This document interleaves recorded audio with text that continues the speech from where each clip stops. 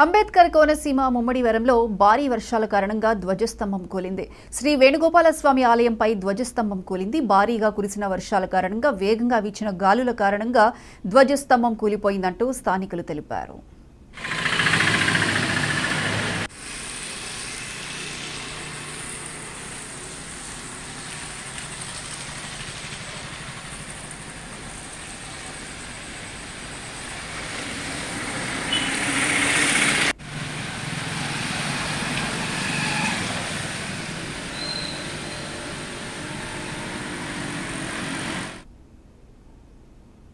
గడ్చిరోలి జిల్లా దేవల్గావ్ గ్రామంలోకి చిరుతపులి ప్రవేశించింది. చీకట్లో బావి కనిపించక చిరుత బావిలో పడిపోగా చిరుత అరుపులతో ఒక్కసారిగా స్థానికులు భయాందోళనకు గురయ్యారు. ఈ విషయాన్ని వెంటనే అటవీశాఖ అధికారులకు తెలియజేశారు.